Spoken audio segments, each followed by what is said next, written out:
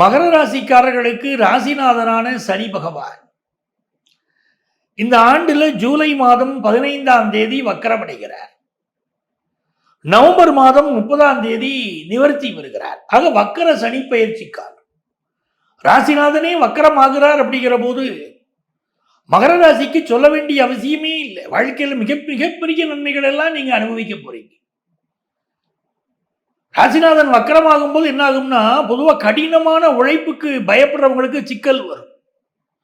ஆனால் மகர ராசிக்கு என்ன ஒரு சிறப்பு தெரியுமா? கடினமாக உழைக்கக்கூடியவங்க, என்ன வேலை இருந்தாலும் சரிங்க, மிக கடினமாக உழைக்கக்கூடியவர்கள், வாழ்க்கையில் உழைப்பினால ஜெயிக்கக்கூடிய அற்புத மனிதர்கள் மகர ராசிக்காரங்க. உங்க உழைப்பை உலகம் பாராட்டும். காலையில் அதிகாலையில் எழுந்திரிச்சு வேலைக்கு போறதுக்கு நீங்க தயங்குறது கிடையாது. எல்லாரும் நினைச்சுக்கிட்டு இருப்பாங்க சனி பகவானுடைய ராசிங்க மந்தமா தாங்க இருப்பாங்கம்பாங்க. அப்படிலாம் கிடையாது. மகர ராசி காலையில் அதிகாலையில் எழுந்திரிச்சு போகணுமா போகும், தன்னுடைய கடமையை செய்யணுமா செய்யும், எப்போ ஓய்வு எடுக்கணுமோ ஓய்வு எடுக்கும், எப்படி சம்பாதிக்கணும் எப்போ சம்பாதிக்கணும், எனக்கு என் குடும்பம் தாங்க முக்கியம்னு இருக்கும். மகர ராசிக்கு என்ன ஒரு சிறப்புனா, அப்பாவுடைய காசை நம்பிக்கிட்டு வாழாது. அப்பாவோட சில கருத்து மாறுபாடு கூட வரும், ஆனா அப்பாவை விட்டு கொடுக்க, அப்பாவுக்கு ஒரு பிரச்சனைனா ஓடோடி போய் நிற்கக்கூடிய ராசி மகர ராசி. ஆனா அப்பாவுடைய தவறுகளை சுட்டி காட்டும். பூர்வீக சொத்துக்கு ஆசைப்படாது. நான் உழைச்சு வாழ்க்கையில முன்னேறணும் நினைக்கக்கூடிய நல்ல மனிதர்கள் நிறைந்த ராசி மகர ராசி. தெய்வ நம்பிக்கை உண்டானா உண்டு, அதே நேரத்தில் அனாவசியமா தெய்வ நம்பிக்கையும் இருக்க.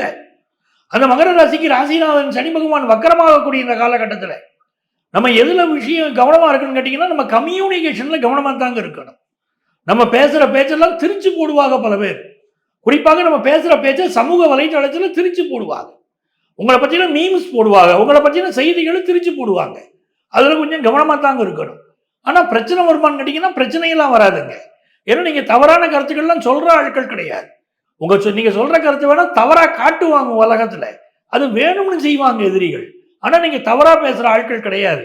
என்ன பிரச்சனை இருந்தாலும் நீங்கும். இந்த காலகட்டத்தில் உங்களுடைய பயணங்களின் போது கொஞ்சம் கூடுதல் கவனம் எடுத்துக்கிடணும். இது ஒரு தொலைதூர பயணம் பண்ணுறீங்க, உங்களுடைய கையில கொண்டு போற உடைமைகள் சில நேரம் மறந்து போகும், காணாமல் போகும். அதுல கவனமா இருந்துக்கிடணும். பத்திரமா வச்சுக்கிட வேண்டிய அவசியம் உங்களுக்கு உண்டு.